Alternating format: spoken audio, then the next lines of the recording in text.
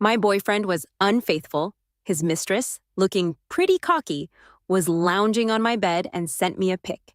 Your man is catching some serious Z's in my arms. I just smirked and didn't respond. Instead, I turned to spot her current boo. I wasn't just aiming to trash her reputation, but to send both of them straight to hell. On our anniversary, I had gone all out, cooking up a feast and picking out gifts, planning to surprise my boyfriend, Ethan. Little did I know, it would turn into the darkest day of my life. I'm Rachel, an ER doctor. I pulled off a lot of effort to snag a day off just for this special day. But as the food went cold, Ethan still hadn't come home. No replies on Instagram, no answer on his phone. Outside, the sky was getting gloomy and the wind was howling, making the windows rattle. I started getting worried. Called him again. Just as the ringtone was about to give up, he picked up. "Don't wait up for dinner. Eat first. B0125, please head to CT room 2. Is he at the hospital? Is he hurt?" The usual robotic announcement gave me chills. I blurted out, "Are you at our hospital? Don't come here." Before Ethan could finish, I hung up and rushed to the hospital. On my way, my mind was racing with all sorts of horrible thoughts. Where was he injured? His head? His chest? Is it serious? Why didn't he call me first thing? I'm an ER doc. Since we got together, whether it's his issue or a relative's, Ethan always tells me right away. Or did he get into another scuffle with a random stranger? He has road rage, so maybe he hit someone and was too scared to call me after. When I reached the CT room and saw Ethan unharmed, I finally relaxed, as long as he's okay. But what I saw next made me freeze. There was Ethan, gently wiping the tears of a young woman, his tone soft and comforting, telling her everything would be all right. After that, he lightly patted the back of her head. "What are you guys doing?" I was fuming, stepping forward to confront them. Ethan looked briefly flustered, but quickly regained his composure, sounding annoyed. "Didn't I tell you not to come? You don't answer messages or calls. What's up with you?" The weather was trash today, with strong winds. On my way here, I nearly had an accident, but instead of comforting me, he scolded me. The tension was thick. His anger made my nose sting with the urge to cry. It felt like I was the one at fault. The girl next to him stood up shakily, desperately trying to explain, "Sis, I'm really sorry. Please don't get it twisted." The wind was so fierce today. As soon as I left the office, a sign fell on me. Ethan happened to see it and insisted on taking me to the hospital. Only then did I notice a small bruise on her forehead. Her face was pale and terrified, as though I was bullying her on purpose. She was young, pretty, and pitiful. She worked at Ethan's company. I think her name was Mia. Towards the end, Mia even sounded like she might cry. She looked at Ethan cautiously. "Ethan, you should explain. Don't let an outsider like me mess up your relationship." I noticed that while saying this, Mia lightly tugged at Ethan's sleeve. Ethan frowned, looking impatient. "What's there to explain? There's nothing between us. Rachel, why are you making a scene?" He glared at me. He seemed genuinely pissed. Was I really misunderstanding the situation? Or was he using his anger to hide his guilt? My heart felt heavy and painful, like a stone was crushing it. This was the first time he'd been so harsh with me since we met, and it was all because of a perfect stranger. Their little gestures and glances grew bigger and more obvious in my mind. Ethan's inexplicable anger cooled down my emotions, making me realize that his behavior today was far from normal, but I had no concrete evidence. If I kept pushing about their ambiguous relationship, I'd be the one in a more vulnerable position, and Mia wasn't someone to mess with. I pushed down my frustration, took Ethan's arm, and smiled at Mia. "I trust my boyfriend's character, just don't get it twisted. But you have to understand, my boyfriend has one flaw. He's too kind-hearted and doesn't know how to say no." Without giving Ethan a chance to react, I pulled him away. As we left, I saw Mia's previously innocent and pitiful expression turn sour. Once you plant a seed of doubt, it will grow and flourish on its own. I needed time to investigate and verify. Once out of the ER entrance, I let go of Ethan's arm and hurried towards the car. I couldn't keep pretending. Big raindrops started to fall, chilling me both outside and inside. Ethan kept pace, jogging to catch up, more frustrated. "Rachel, haven't you had enough? Think about how awkward it's going to be for me and my colleague to work together now. I kept my face forward, walked faster, and angrily opened the car door. Just as I was about to drive off, Ethan snatched the keys from me. His expression was stern, but his tone softened. You've already offended her and embarrassed her. That's enough. We've already gone through this whole scene. Was it really necessary? But I still had that burning anger inside me.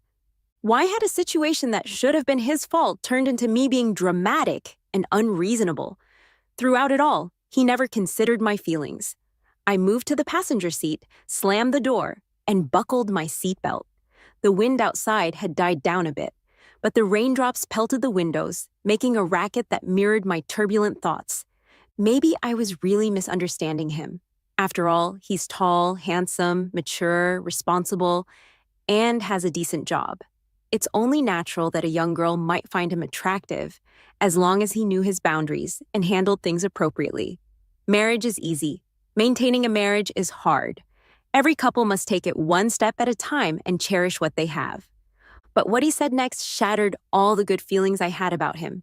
She's just a pitiful kid with a rough background. You don't need to take it seriously with her. She's pretty naive. Everyone in the company treats her like a little sister. I glanced sideways at Ethan. Does treating her like a sister include head pats? She sneaks peeks at you, pulls at your shirt, and her eyes show how much she admires you. Do you think I'm blind? I recalled the moment they shared earlier. The anger I'd barely managed to suppress flared up again. She has a boyfriend. All right, stop overthinking and making up stories in your head. Ethan's face turned cold. He stepped on the gas and the car shot forward, his driving getting faster and faster, ignoring the terrible weather and poor visibility outside. Suddenly, a sharp brake nearly made me hit my head. Luckily, I was wearing a seatbelt, but before I could react, he rolled down the window, letting in the cold wind and raindrops as he started cursing. Are you trying to get yourself killed crossing the street like that? Luckily, the brakes worked in time, and no one was hurt, though the other person was clearly scared. I quickly got out of the car to check on the other person. Are you all right? Do you need to go to the hospital? It was a middle-aged woman. Even though she wore a raincoat, her face and legs were soaked by the rain. She hastily shook her head and bowed in apology. I'm so sorry, there's an emergency at home. I thought crossing quickly would save time. I didn't mean to be reckless. After apologizing, she rode off hurriedly on her electric bike. Getting back into the car, my heart was still pounding. Ethan's face remained dark with anger. He didn't speak or look at me, driving a bit slower now. As the sky darkened, I stared out the window, lost in thought. If he hadn't braked in time, or if the other person wasn't in a rush, things could have turned ugly. If it was a burly guy instead of a middle-aged woman, even if she was at fault for jaywalking, the consequences would have been unimaginable. And all of this was because of his irrational fury, clearly performed for my benefit. If I kept nagging about his flirtations, who knows if he would have crashed the car on purpose. By doing this, he could scare me into submission, shifting my focus away from his actions. Afterwards, he would casually excuse himself. You provoked me. You know I have road rage. He knew me too well, playing my psyche perfectly, but his selfishness and coldness caught me off guard and made me break out in a cold sweat. It felt like I never really knew this man. For the sake of both our lives, I had to suppress my anger, let go of my doubts, and hide all my unhappy feelings on this stormy night. Back home, Ethan noticed the food and cake on the table and finally realized it was our first wedding anniversary. I had the day off, so when I got up in the morning, I asked him, Do you have any plans for dinner tonight? If not, let's eat at home. He agreed without hesitation. I thought he was pretending not to know to surprise me. But he had actually forgotten. I had happily prepared surprises and gifts for him. Now it all seemed absurd and laughable. Darling, I'm sorry, we were both too sensitive today. Ethan tried to approach me for a hug, but I sidestepped. A hint of guilt flashed across his face. I'll heat up the food and cut the cake. We ate in silence, both lost in thought. The reheated food was nothing like fresh out of the pot, much like our marriage. This was our first wedding anniversary, often called the paper anniversary. Is our marriage really as fragile as paper? After showering, I lay in bed, pretending to be asleep. Soon I heard the sound of a medicine bottle being opened. It was the melatonin pills he never missed, usually taken 5 hours before bed. But tonight was later than usual. After a while, I felt the mattress dip slightly. I didn't dare move, trying to keep my breathing even. Ethan leaned over to kiss me, but when I didn't respond, he pulled back. We both knew neither of us was actually asleep. Eventually, Ethan's breathing became steady and deep, indicating he was in a deep sleep. But my mind was wide awake. The seeds of doubt planted in my heart kept me tossing and turning. I knew I had to do something. I pretended to shift in my sleep, accidentally draping my leg over Ethan. He was asleep so soundly, he didn't react at all. Carefully, I grabbed his phone from the bedside table and tiptoed out of the bedroom, heading to the study.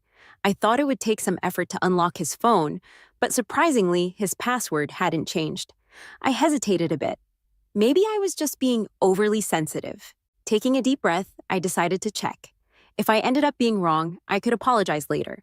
I scrolled through his messages, searching for keywords like miss you, love you, good night, and hotel. Apart from our conversations, there was nothing suspicious. Looking at his transaction history, there were no strange transfers or red envelopes. His wallet details showed no odd activity. I checked his photo albums and Instagram. No suspicious or intimate photos. Maybe I was overthinking things. I sighed in relief. In his company group chat, I found Mia's contact. Ethan saved her Instagram name with her full name, and everything seemed normal. But why were all their messages deleted? And why was their chat set to do not disturb? This seemed too suspicious.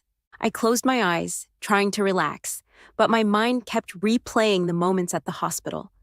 Ethan's gentle, doting look at Mia, her shy tug at his shirt, her longing gaze as I led Ethan away. These scenes looped in my mind like a heavy weight on my chest, suffocating me. Even though there were no incriminating messages, I felt a deep sense of disappointment and frustration. The air around seemed thin and suffocating. I couldn't calm down at all. After a deep breath, I opened my eyes to turn off my phone and spotted the shopping app, just as I was about to exit. On a whim, I opened the app and checked his pending deliveries, payments, reviews, and my orders. Everything seemed normal. Is he hiding too well? Or have I really misunderstood?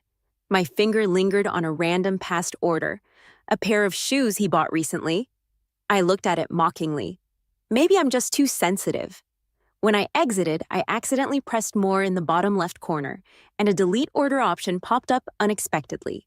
I clicked on it impulsively, and a dialog box appeared asking, "Confirm delete this order. It can be recovered from the order recycle bin on the computer." A bad feeling crept over me. I turned on the computer, my palms slightly sweaty. The faint sound of the computer tower made me both nervous and wary. I glanced at the study door, hearing nothing, but I still wasn't reassured. I took off my shoes, left the study, and tiptoed to the bedroom door, which I had left cracked open earlier. Leaning against the wall, my palms were getting sweatier, and my heart pounded loudly in my ears. I held my breath and listened carefully. The bedroom was filled with Ethan's snoring, rising and falling. I quietly retreated back to the study.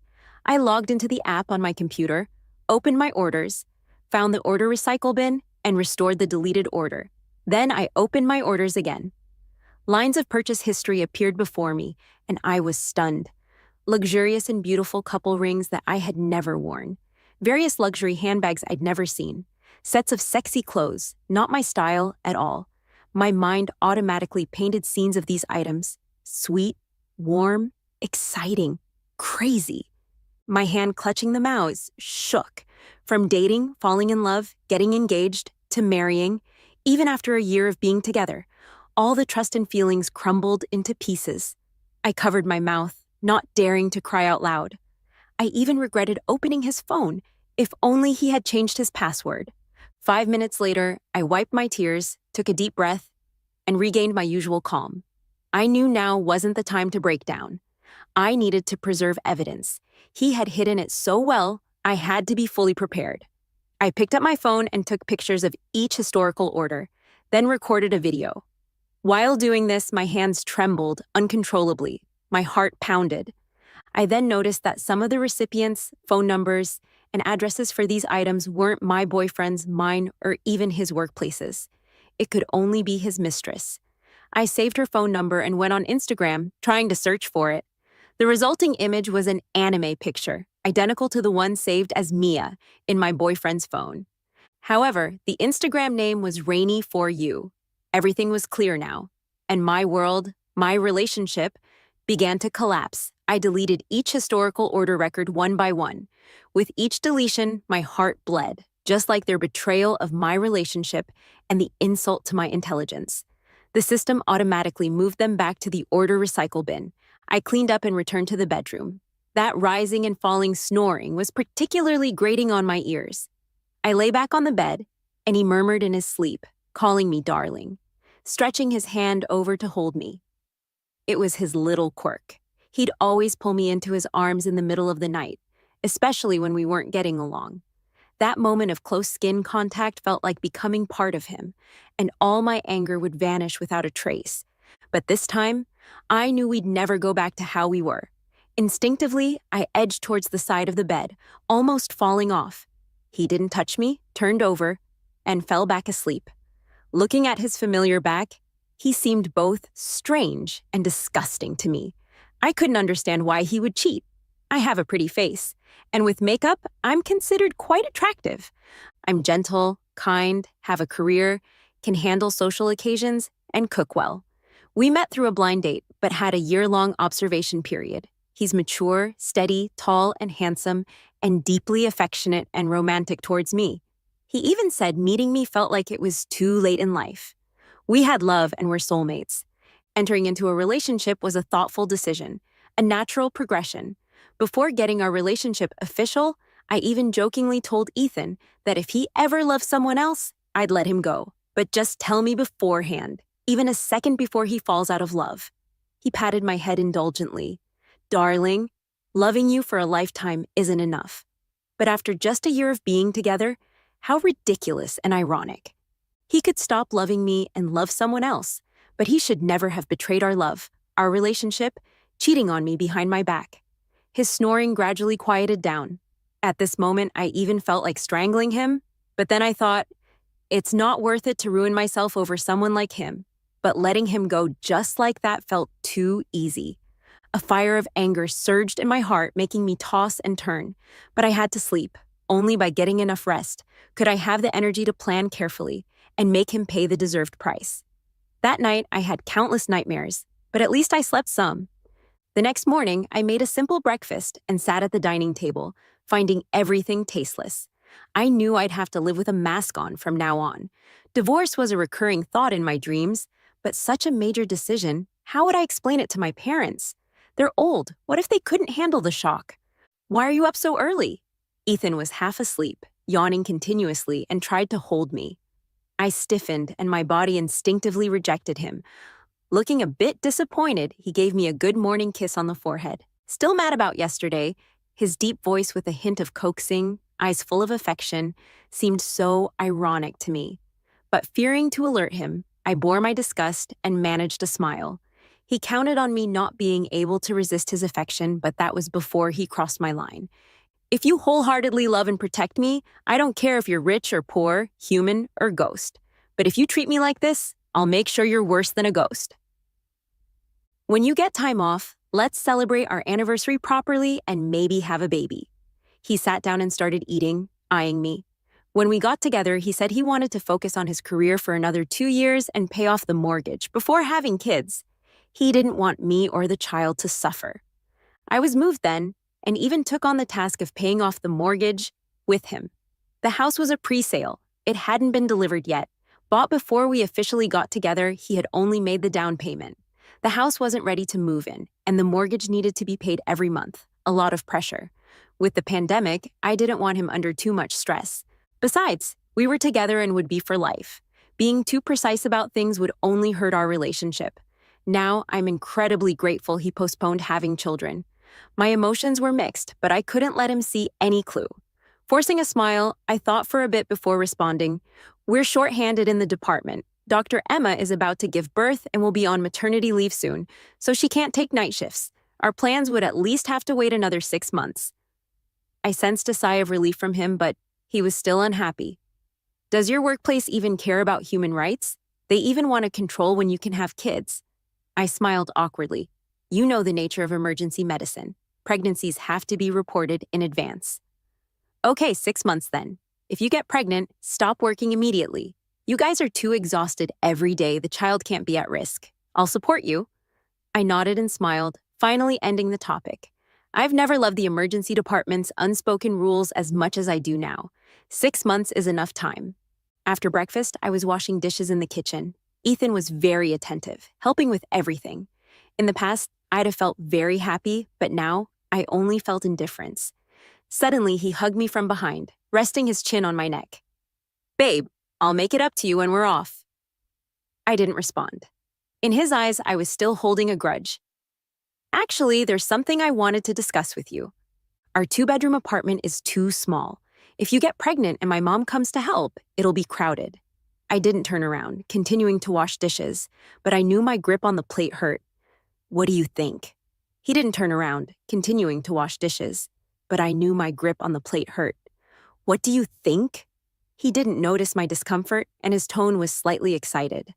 I checked out a 4-bedroom place recently. Great location and in a school district. How about we sell this apartment to make a down payment? Turns out, all the morning's niceties were leading up to this. The apartment Ethan and I currently lived in was a wedding gift from my parents. Since Ethan's wedding apartment wasn't ready, my parents didn't want me to suffer. So they told everyone it was bought by Ethan's family. In the year we've been together, my parents never mentioned it again. They treated him like half a son, believing that being kind to the son-in-law meant being kind to their daughter. But they forgot some people are ungrateful and calculative. If I didn't know about his affair, I would have naively agreed, making premarital property into marital property. We're a couple. Everything should be shared. Current house prices are below $10,000 per square meter. Wouldn't it be too much pressure? Besides, we haven't finished paying off your mortgage yet. Will the bank approve a loan? Suppressing my anger, I pretended to hesitate. I did the math. This apartment can sell for over $800,000. We still need about $600,000. Even with our savings, there's a gap.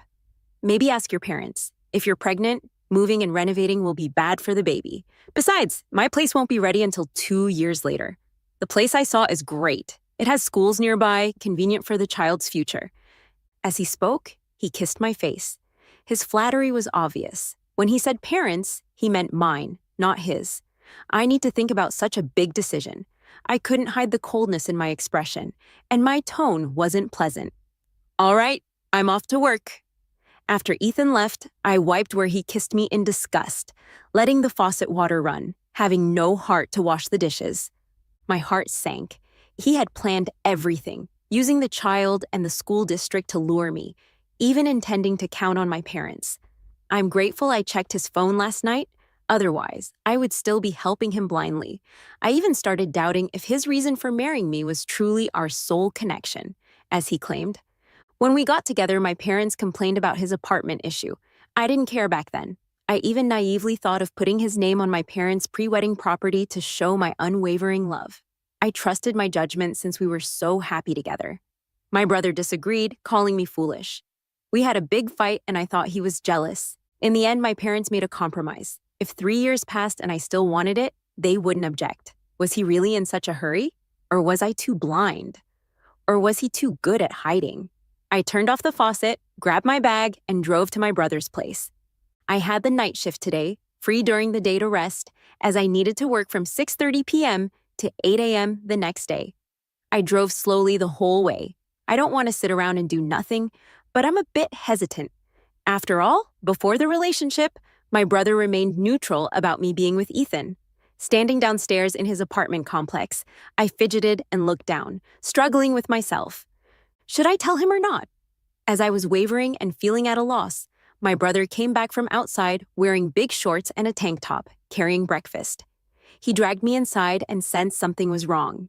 He dropped his usual playful and carefree attitude and looked very serious. What's going on, Ethan? He cheated. As soon as I said it, I couldn't hold back my tears.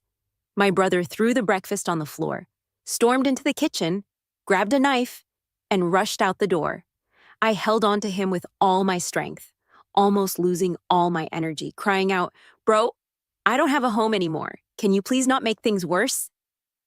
My brother paused, threw the knife on the ground, and angrily paced the living room. For a long time, Rachel, if you forgive him, don't call me your brother anymore.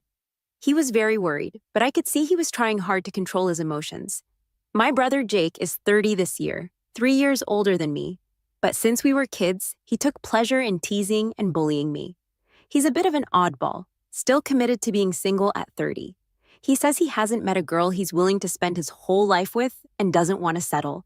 I teased him about his marriage phobia. Today I understand he's clear-headed, he can bully me, but he won't tolerate anyone else doing it. The house? Were you scammed out of it? I shook my head without speaking. At least you have some sense. So, what do you want to do next? Jake pulled me onto the sofa and wiped the tears from the corners of my eyes. Crying won't solve anything. After saying that, his eyes turned red.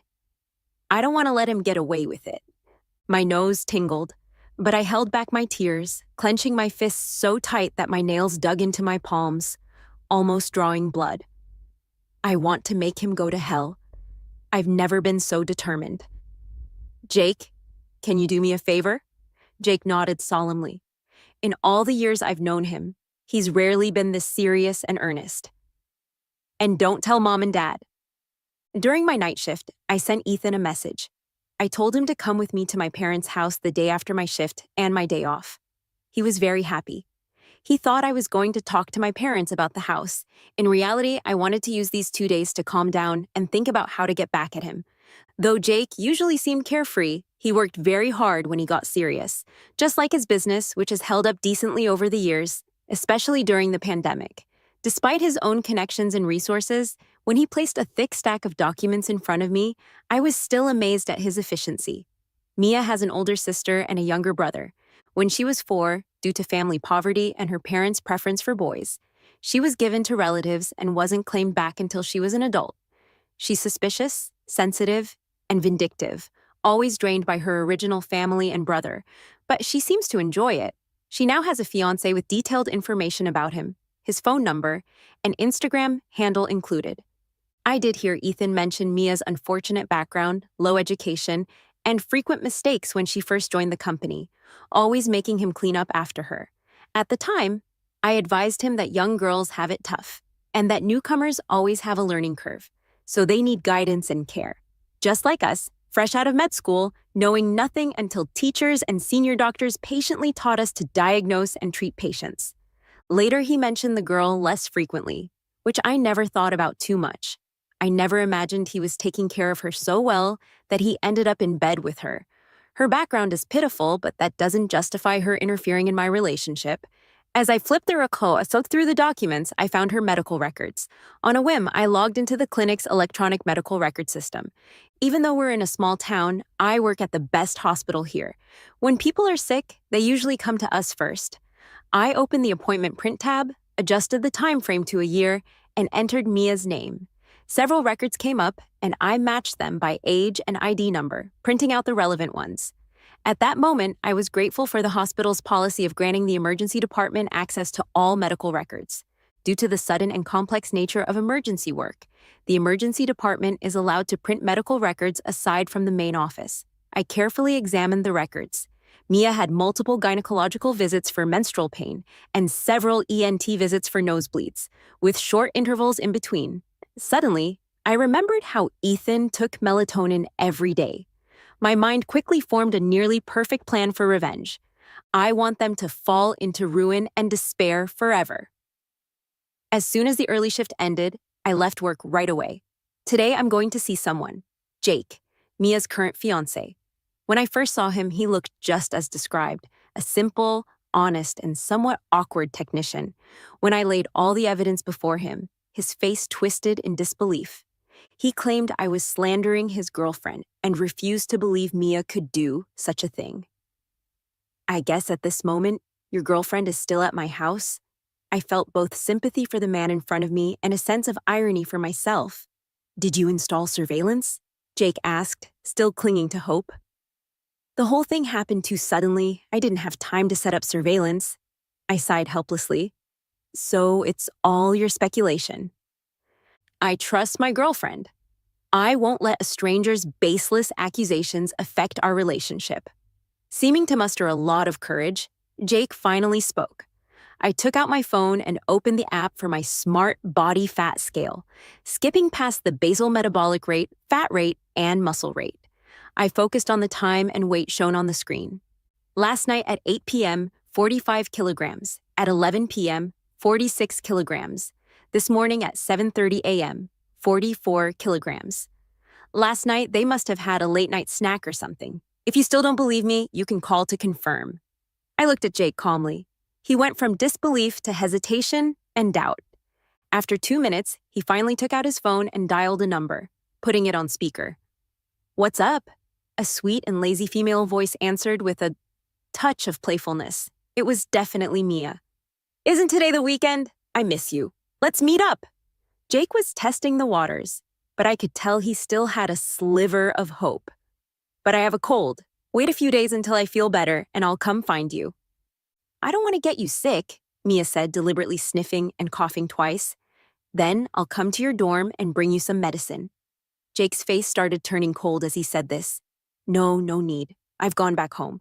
I'll come see you after work on Monday, okay?" Mia tried to cover it up, but we both heard the trace of panic in her voice.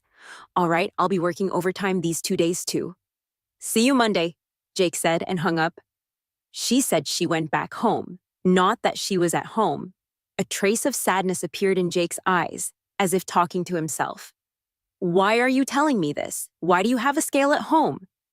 "The scale is because I might want to get pregnant in the future, so I got this smart body fat scale.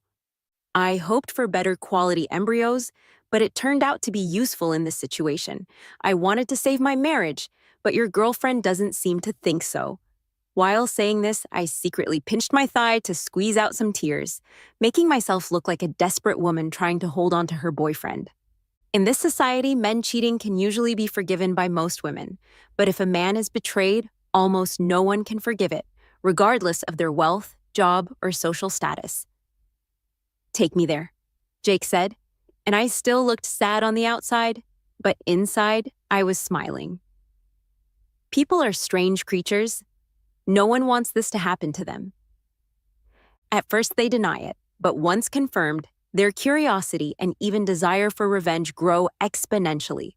The one who breaks the rules in choosing the excitement automatically ignores the consequences of breaking the exclusivity of love. They even arrogantly think they've hidden it well. How could they be discovered?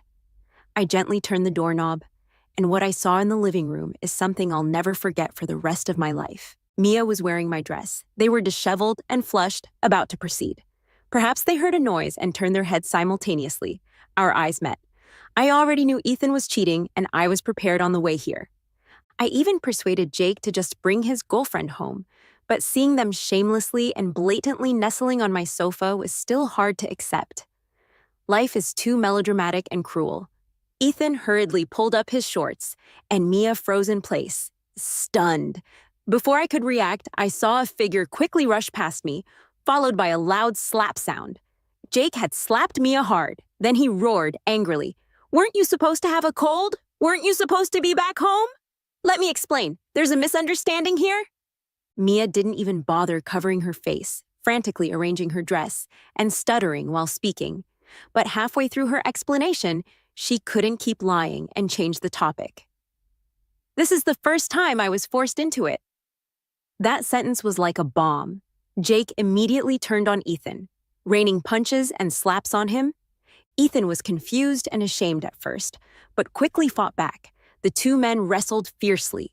Punches and kicks flew. As the fight grew more intense, they started grabbing objects within reach. The scene was chaotic. The glass on the coffee table shattered on the floor with a crisp sound. I took out my phone and began recording. It was a pity that although I had prepared a voice recorder the previous day and charged it, I didn't use it because the scene was too sudden when I entered. I forgot to use my phone at that moment. Now Jake was like an enraged beast, eyes bloodshot. Even with Mia clinging to him, Ethan was at a disadvantage. After all, Jake was younger and stronger, and his anger was his best stimulant. Mia, caught in the middle, tried to stop both, only to find herself getting hurt instead. Two men in a fit of rage blamed her for everything. Whomever she sided with, she was wrong. In a short time, the living room was a mess. The door wasn't closed.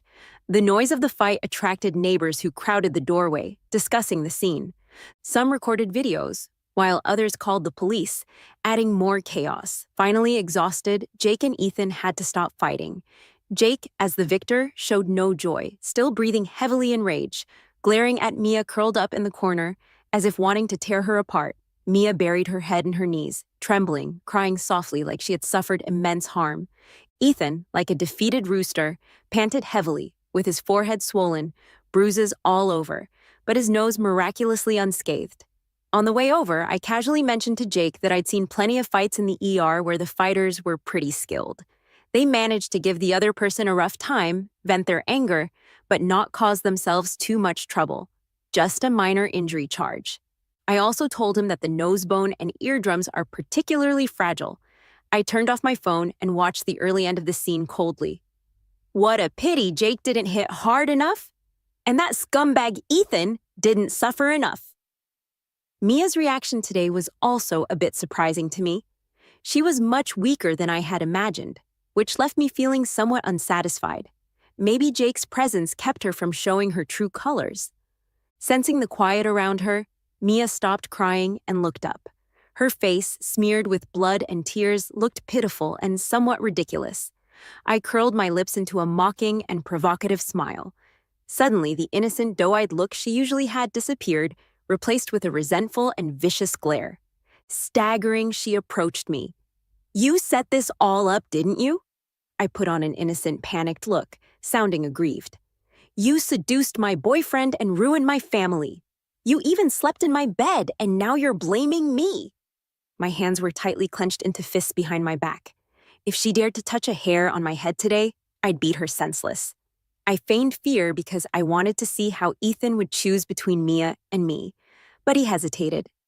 At the moment Mia moved towards me, Ethan didn't budge an inch. He even looked at Mia with a hint of pity in his eyes.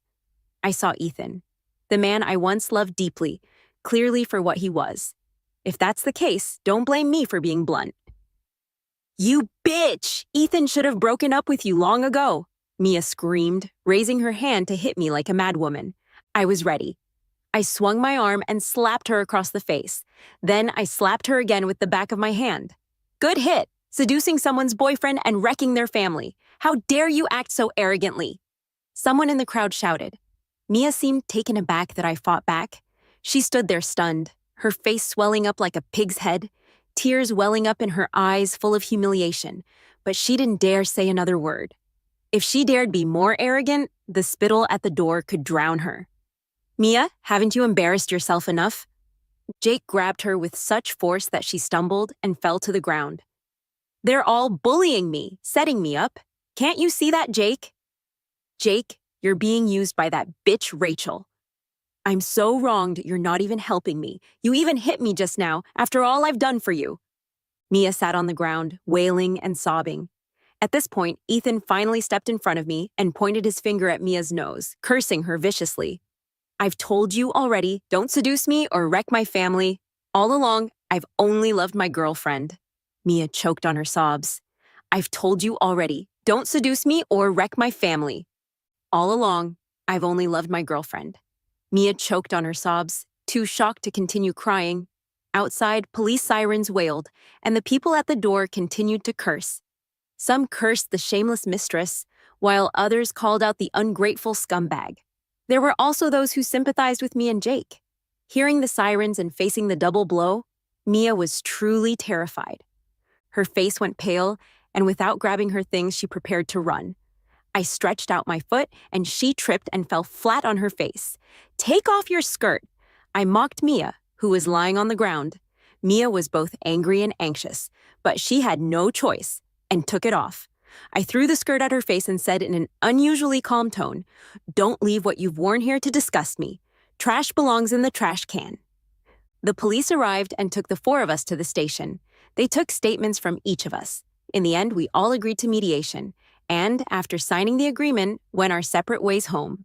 Soon the incident caused quite a stir in the neighborhood. On the way back, I kept a cold face and didn't say a word to Ethan. People started whispering and pointing when they saw Ethan and me. They sympathized and sided with me, while their words toward Ethan were full of cold sarcasm, hitting him right where it hurts. Ethan was furious, but didn't dare say anything. His face kept switching between red and white. It was quite the sight. As soon as we got home, Ethan dropped to his knees with a thud and clutched my legs, begging. I was wrong. Mia seduced me. Please forgive me. I looked down at him kneeling in the mess, finding it all too funny. Let's get a divorce, I said. No, I don't agree to a divorce. We have feelings for each other. I made a mistake. But who doesn't have problems in their relationship? Let's look forward, shall we? I squatted down, prying his fingers off my legs one by one. If you knew this would happen, why did you do it in the first place? Ethan panicked. Large beads of sweat rolled down his swollen forehead. It was both funny and tragic. He took out his phone and sent a vicious voice message to Mia, then deleted all her contact information right in front of me. I swear I'll never have anything to do with her again. Ethan's fierce determination scared me a little. Before getting caught, he hid it well, even blaming me for being paranoid, making it seem like I was wronging him and causing him great distress. Just last night, he and Mia were being intimate in this house. Even 2 hours ago, when Mia came to hit me, he didn't stand up to protect me immediately. Now, when I mentioned divorce, he quickly cuts ties with Mia, switching sides right away. Does he sincerely want my forgiveness? Or is he just stalling to find a chance to kick me out later? After all, he hasn't yet gotten the premarital property gifted by my parents. All the savings are in my hands. The mortgage on the house he paid the down payment for before our relationship isn't paid off either. Or maybe he thinks there's no chance with Mia anymore. Balancing the pros and cons, he finds me still useful. Thinking in this society, a cheating man who kneels and begs should naturally make the wife forgive and move on. He thought he knew me well, but he didn't realize that the moment he betrayed our relationship, I was no longer the Rachel who loved him wholeheartedly and was at his mercy. I want to see him fall into hell with my own eyes. He must pay for his mistakes. Today is just the beginning. I closed the door and went into the guest room. Today's confrontation was a spur-of-the-moment decision. When it comes to cheating, I always believed it was Ethan's fault. Even if Mia made the first move, if Ethan knew how to refuse, nothing would have happened. But Mia crossed the line by adding me on Instagram and posting a story only I could see in the early morning. She lay on my bed with a man I knew too well. Though his back was to the camera, it was clearly Ethan. The caption read, "What's stolen tastes best." She was getting back at me for walking arm in arm with Ethan in front of her 2 days ago, feeling abandoned in that instant. It likely reminded her of being abandoned by her own family, stirring up her sensitive and suspicious nature. So, while I was on the night shift, she couldn't wait to come to my house and exact her petty revenge. She wore my dress, slept in my bed with my man, and even flaunted it openly. So, I found Jake. But I didn't show him the pictures Mia sent me. I feared he'd get too angry, call Mia, and refuse to come catch them together with me. Nothing is more impactful than seeing it with one's own eyes. The deepest hurt always comes from those closest to us. Silent treatment is a dull blade. It won't kill, but can make life unbearable. Ethan began to change, becoming more attentive. He who never cleaned the house now made sure the place was spotless, even cleaner than before. He made elaborate breakfasts. I ate with a cold face and said not one word. While the food was good and clearly well prepared, I didn't offer any compliments.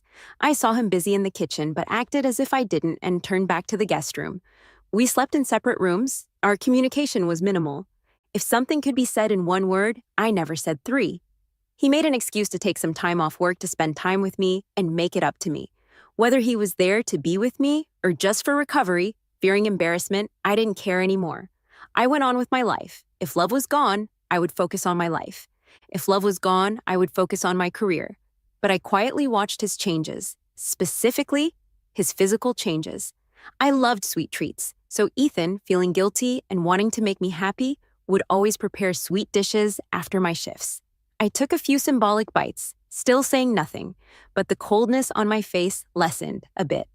Ethan was thrilled, eating with great appetite, thinking it was a sign I might forgive him. But he also started noticing that every time he finished his meal, especially when he cleaned his plate, I seemed in a better mood. His bruises and wounds healed gradually, yet he inexplicably began getting mouth ulcers, coming and going frequently. His insomnia worsened, and even increased doses of melatonin didn't help much. He'd wake up in cold sweats at night, sometimes jolting awake for no apparent reason, even with the air conditioner running at a comfortable temperature. Occasionally, he'd run a low fever, which kept recurring. Then he started to become forgetful. The first time I talked to him since asking for a divorce was because he forgot to turn off the main gas valve in the kitchen. He couldn't find his razor in the bathroom, and after searching for a long time, I found it for him near the window. One day, when I got home from my night shift, I found that Ethan had closed the door without locking it. I called him right away and yelled at him. He tried to argue back but ended up sighing and helplessly saying he'd be more careful next time. Later, I saw him come home carrying groceries. He didn't dare to say anything and quietly went into the kitchen to start cooking. Recently, Ethan would break out in hives for no apparent reason. It was extremely itchy, even in the most private areas of his body. He saw a dermatologist and got tested for allergies but found nothing. He tried many anti-allergy medications, but his condition would still come and go. Sometimes the hives would disappear without medication, only to come back days later with no pattern, sometimes accompanied by a low fever. His physical discomfort, coupled with anxiety and insomnia, tormented him, making him restless. Seeing him lose weight and look haggard made me feel quite pleased. "Are you still in touch with Mia?" I asked casually as we ate. "Don't you trust me?" Ethan put down his chopsticks, looking angry but with lifeless eyes. "That's not important. What matters is that you don't infect me." I smiled at him mockingly. A few days ago, I saw that Mia had come to the emergency room. She kept having nosebleeds for no reason, and it took a long time to stop the bleeding. Ethan's face changed drastically at my words. "I'm full. I'm going to play some games," I said as he stormed into the study, coming out only after a long time. That night, when everything was quiet, I checked his browsing history on the computer. I saw searches like what causes insomnia, forgetfulness, low fever, night sweats, and mouth ulcers. What diseases can cause recurring allergies without a clear reason? What STDs are transmitted through high-risk sexual behavior, and early symptoms of HIV and its incubation period? Once someone becomes paranoid about HIV, it's like opening Pandora's box. Fear, anxiety, and despair will consume them, driving them to the brink of a breakdown. When the seed of doubt takes root in the heart, it's nearly impossible to get rid of. It grows persistently, sprouting despite all efforts. How could I miss the chance to nurture this seed? I'd use every way to water and nourish it, rushing its growth, as some diseases have a window period from 6 weeks to 3 months. Time is limited. The next day after work, I noticed scratches on Jake's neck as if from a confrontation with Mia. Mia's recent post showed signs of this. She cut her hair short and covered her right face with it, looking dejected. The caption read, "Starting over." She had been sending me nasty messages, flaunting her and Ethan's intimate photos. Yes, they had been meeting secretly again. Once a cheater, always a cheater. I recalled Ethan's tearful plea when I demanded a divorce. It seemed ridiculous to me. Men lie effortlessly. His begging was just a stalling tactic. If I didn't come between them, it would be a waste of Ethan's Oscar-worthy acting and Mia's efforts to provoke me. Ethan's paranoia about him had reached a critical point. With a little nudge from me, he confronted Mia, finding an outlet for his anger and the root of his problem. He wouldn't let Mia off easily this time. Her covered face might just be the result of their confrontation. I was in a good mood and made a feast that night, knowing a thunderstorm was forecasted. After dinner, Jake was unusually thirsty, drinking frequently. Despite wearing light clothing, he felt hot and restless. "Can you sit still for a bit?" I asked, browsing on my phone, but watching Jake intently. "It's going to rain." "It's too stuffy and hot," he said, adjusting the air conditioner. Sweat dripped down his face. I said nothing, grabbed a long shirt from the bedroom, and put it on. Tonight, I'd share the bedroom with Jake. Since his symptoms started, his desire had plummeted. Even when he tried to be nice or initiate intimacy, my reminder of his time with Mia would extinguish his desire. "I'm tired." "I'm going to bed," Jake said angrily, going to the bedroom. I knew he was mad at himself. When I entered the bedroom, he was tossing and turning, unable to sleep. I pretended to sleep but stayed alert. He got up several times, either to use the bathroom or drink water. Finally, he quieted down and drifted to sleep. Suddenly, the room lit up like daylight. A flash of lightning followed by a loud thunderclap. Jake, finally asleep, was jolted awake, sitting up in fright, pale and drenched in cold sweat, gasping for breath. At this moment, another lightning bolt streaked across the sky outside the window. The intense light made the pallor and fear on his face vividly clear. Thunder roared. Jake shivered. The thunder was like a rampaging dragon, tearing open the unsettled clouds. An enraged rainstorm began to pour, pounding on the window with a furious patter.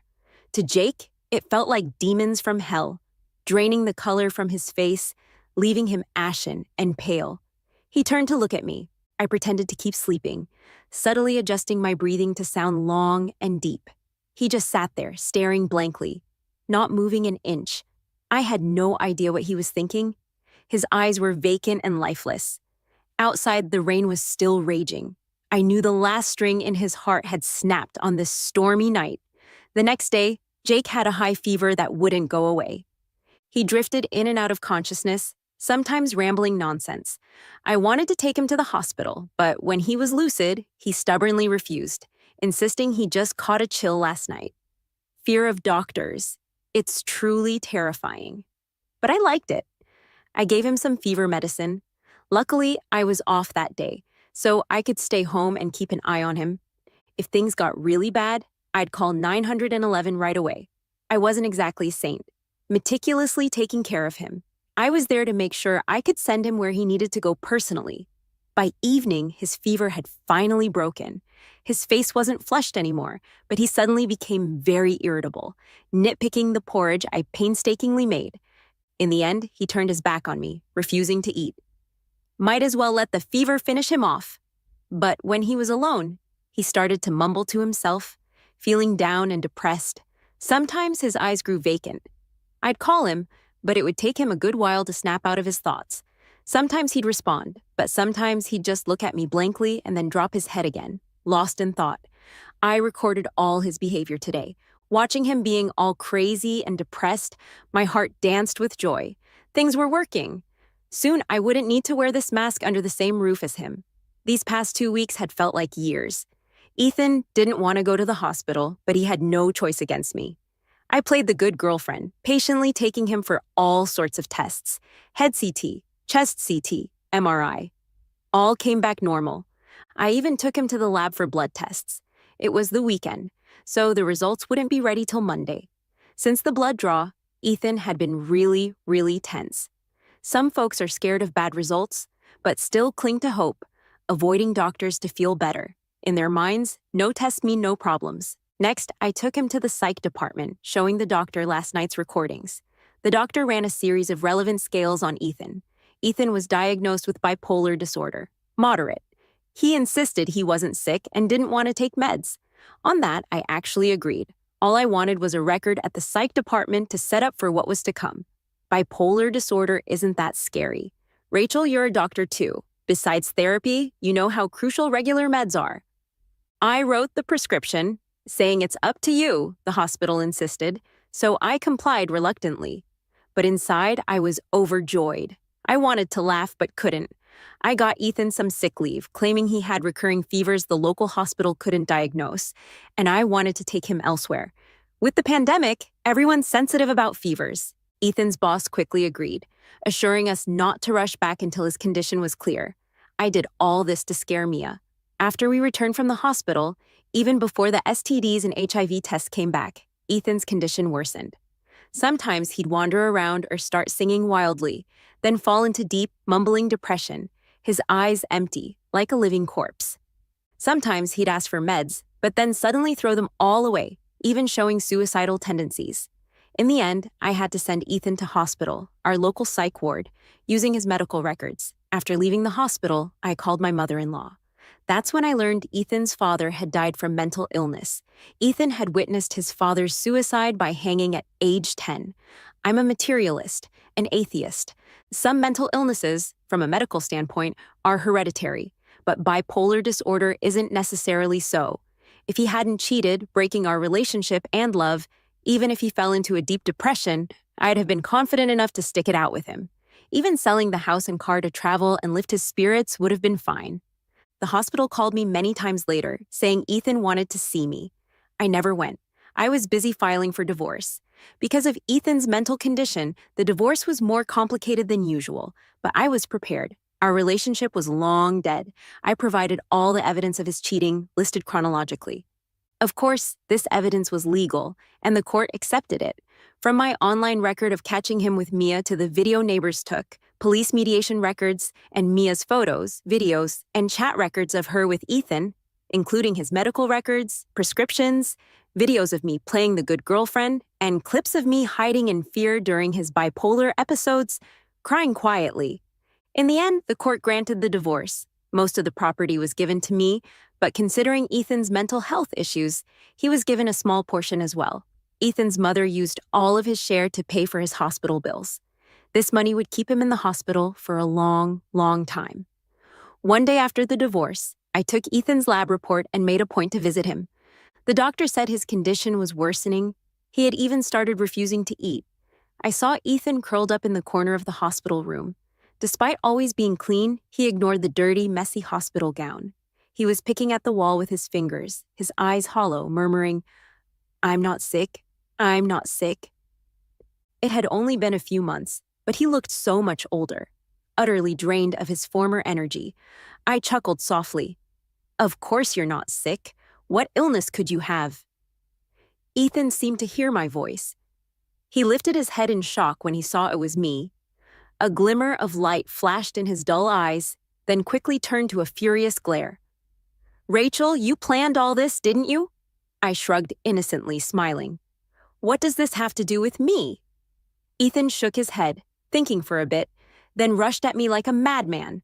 But the iron security door of the hospital room was locked, leaving only a small window. Then why do I feel so awful? Do I have AIDS? I took out the lab report and waved it in front of him. "HIV negative. You're perfectly fine." "Then why?" He began to mumble, unable to understand. I smirked and explained slowly. "It's because of your diet that you have those weird symptoms." Why was I feverish, sweating, forgetful, and allergic? I laughed lightly. I turned off the air conditioning at night. It gets hot in midsummer, right? And as for the fever, with the 9-story building's draft at night, catching a chill is easy. As for the forgetfulness, I chuckled, I deliberately moved your things around and turned off the main gas valve in the kitchen. I didn't explain the rashes because they had nothing to do with me. I also didn't say that melatonin's effect on insomnia is limited. And Mia, she kept having random nosebleeds without any obvious cause. I smiled, but said nothing. I wouldn't tell him that there's a condition called nasal endometriosis. It means the endometrial tissue is in the nasal cavity, causing nosebleeds with every menstrual cycle. But the bipolar disorder, you definitely have that. Rachel, you bitch, I'll kill you. I'm not sick. Let me out. Ethan screamed in the room, punching the glass until his hands bled. The doctors and nurses rushed over. Quick, room 32 is having another manic episode. I pretended to be scared, but watched coldly as the nurse injected a sedative into Ethan. He soon stopped struggling, slowly losing consciousness, and finally became completely quiet. When I left the hospital, I was humming a happy tune. Whether sick or not, no one would believe a mental patient who says they're not sick. Several days later, after work, I saw a man carrying a girl into the emergency room. "Doctor, help! She drank pesticide!" I recognized the man immediately. It was Jake, Mia's boyfriend. Wearing a mask, I took a peek into the emergency room. It was definitely Mia. She was foaming at the mouth, barely breathing. Even from afar, I could smell the strong garlic odor of pesticide. I learned from Jake that after the cheating incident, he broke up with Mia and took back the engagement money. That's when he found out Mia had used the money to pay for her brother's house down payment. With the engagement money reclaimed, Mia's status at home plummeted. She became the humiliated daughter who disgraced her parents, a useless sister who couldn't help her brother. Around that time, Ethan was on leave. Mia's nasal bleeding was on and off, causing her to doubt herself more and more. She thought she had an incurable disease and kept coming to the hospital for blood tests. Eventually, Mia couldn't take it anymore. She kept asking Jake to reconcile, but he refused. Today, she threatened suicide by drinking pesticide. The emergency room door closed, and the doctors and nurses were doing their best to save her.